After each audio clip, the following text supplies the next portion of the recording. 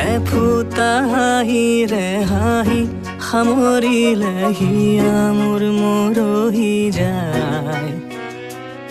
আজৰি পৰতে কথাবোৰ গাঁঠিলো পাহৰো তোমাকে পাই।